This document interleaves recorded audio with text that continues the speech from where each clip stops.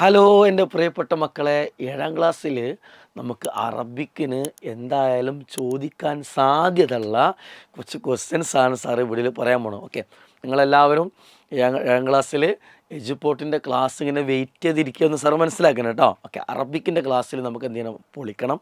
Okay, അപ്പോൾ എന്തായിരുന്നാലും നമുക്ക് എന്ത് ചെയ്യാം, നിങ്ങൾ ഇതിനു മുമ്പ് എജുപോർട്ടിൻ്റെ അറബി ക്ലാസ് കണ്ടിട്ടുണ്ടാവും. അപ്പോൾ അങ്ങനെ കണ്ട ആൾക്കാരുണ്ടെങ്കിൽ നിങ്ങൾ എന്ത് ചെയ്യണം, നിങ്ങൾ കണ്ടപ്പോൾ നിങ്ങൾക്കത് എക്സാം എങ്ങനെ ഉണ്ടായിരുന്നു, എളുപ്പമായിരുന്നു, യൂസ്ഫുൾ ആയിരുന്നു, കമൻറ്റ് ചെയ്യുക. മാത്രമല്ല നിങ്ങൾ വീഡിയോ നിങ്ങളുടെ ഫ്രണ്ട്സിനൊക്കെ വളരെ യൂസ്ഫുള്ളായിട്ട് ഷെയർ ചെയ്യുമല്ലോ. യെസ്, അപ്പോൾ നമുക്ക് നോക്കാം. നിങ്ങൾക്ക് തരുന്ന ഒരു ക്വസ്റ്റ്യനിൽ നിർബന്ധമായി കൊണ്ടുവരുന്നൊരു ചോദ്യമാണ്, നിങ്ങൾക്കൊരു പാരഗ്രാഫ് തരും. ഏതെങ്കിലും ഒരു വിഷയം, ഒരു പ്രോഗ്രാം നടന്നു എന്ന് തോന്നി ഒരു പാരഗ്രാഫ് തരും. അങ്ങനെ പാരഗ്രാഫ് തന്നിട്ട് നിങ്ങളോട് പറയും എന്ത് ചെയ്യണം, നിങ്ങളതിൻ്റെ താഴത്ത് പ്രോഗ്രാം നോട്ടീസ് ഫില്ല് ചെയ്യണം, ബർനാമിജ് ഫില്ല് ചെയ്യണം. സ്വാഗതം, അധ്യക്ഷൻ, ഉദ്ഘാടനം, ആശംസ, നന്ദി, ഇതൊക്കെ ആരാണ് ഈ ചെയ്തിക്കണമെന്നുള്ളത് ഈ പാരഗ്രാഫ് വായിച്ചിട്ട് ഇവിടെ ഫില്ല് ചെയ്യാൻ വേണ്ടിയിട്ട് പറയുന്നൊരു ചോദ്യം എന്തായാലും നമ്മുടെ അറബി പരീക്ഷയിലുണ്ടാവും. റെഡി അല്ലേ? സെറ്റിലപ്പോൾ അത് പഠിക്കുമല്ലോ. യെസ്, രണ്ടാമത് സാറ് പറഞ്ഞുതരാം. രണ്ടാമത്തത് എന്താണെന്ന് വെച്ച് കഴിഞ്ഞാൽ, നിങ്ങൾക്ക് ഒരു പാരഗ്രാഫ് തരും.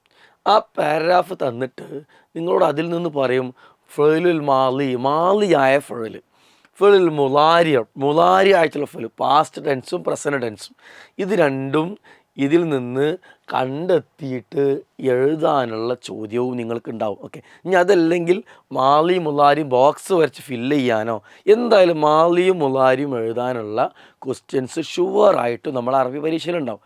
അപ്പോൾ ടെക്സ്റ്റ് ബുക്കിലെ പ്രധാനപ്പെട്ട മാലിയും മുലാരിയും ഒക്കെ പഠിച്ച് നിങ്ങൾ സെറ്റാവണം കേട്ടോ.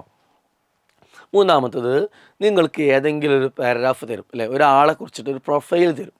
ആ പ്രൊഫൈൽ തന്നിട്ട് നിങ്ങളുടെ അതിൻ്റെ താഴെ അയാളുടെ ബയോഡേറ്റ അത് ഇസ്തിമാറ ഫോം, ഇതിൽ രണ്ടാമതൊന്ന് ഇപ്പോൾ ഇസ്മുൽ കാമിൽ ഫുൾ നെയിം, താരീഖുൽ മിലാദ് ഡേറ്റ് ഓഫ് ബർത്ത്, ഇങ്ങനെയൊക്കെ പറഞ്ഞിട്ട് താരീഖുൽ വഫാത്ത് മരിച്ച ഡേറ്റ്, ഇതൊക്കെ ഈ പാരഗ്രാഫ് ഒന്ന് വായിച്ചിട്ട് ഇതേപോലെ ഫില്ല് ചെയ്യാനുള്ള, പൂരിപ്പിക്കാനുള്ള ചോദ്യവും നിർബന്ധമായിക്കൊണ്ട് നമ്മുടെ 7ാം ക്ലാസ്സിൽ അറബി പരീക്ഷയിലുണ്ടാവും കേട്ടോ. അപ്പോൾ ഇതും നമ്മൾ പഠിക്കണേ. മറ്റൊന്ന്, നമുക്ക് എന്ത് ചെയ്യുക വെച്ച് കഴിഞ്ഞാൽ, ഒരു വ്യക്തിയോട്, ഒരു ആളോട് നമ്മളോട് പറയും നിങ്ങൾ അവരുമായിട്ട് എന്ത് ചെയ്യണം, ഒരു മുക്കാബലത്ത്, ഒരു ഇൻ്റർവ്യൂ നടത്തണം. ആ ഇൻ്റർവ്യൂ നടത്തുമ്പോൾ നിങ്ങൾ അതിന് ഇസ്തിബിയാൻ, അതിന് ചോദ്യങ്ങൾ ഉണ്ടാക്കണം.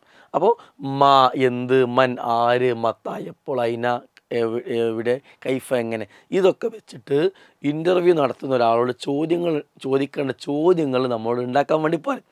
അപ്പോൾ ആ ചോദ്യങ്ങൾ നമ്മൾ എന്ത് ചെയ്യണം, ഉണ്ടാക്കണം. പക്ഷേ അറബിയൊന്നും അധികം അറിയാത്ത ആൾ വളരെ ഈസിയായി ചോദ്യം ഉണ്ടാക്കുന്ന കാര്യങ്ങളൊക്കെ നമ്മൾ എന്ത് ചെയ്യും, എജുപോർട്ടിൻ്റെ അറബി ക്ലാസ്സിൽ പറയും കേട്ടോ. ഓക്കെ, അപ്പോൾ ഇൻഷാ അല്ലാ, അപ്പോൾ അതും നമുക്ക് നിർബന്ധം വരെ ക്വസ്റ്റ്യൻ. ഗ്രാമർ ഭാഗത്ത് നിന്ന് പ്രധാനമായിക്കൊണ്ടും നിർബന്ധമായിക്കൊണ്ടും ചോദിക്കുന്ന ഒരു ചോദ്യമാണ്. എന്താ ചോദ്യം എന്ന് പറയണം, കാന വെച്ചിട്ടല്ലേ, കാനയും സോറയൊക്കെ വെച്ചിട്ട് ഒരു സെൻറ്റൻസ് എങ്ങനെ എഴുതുക.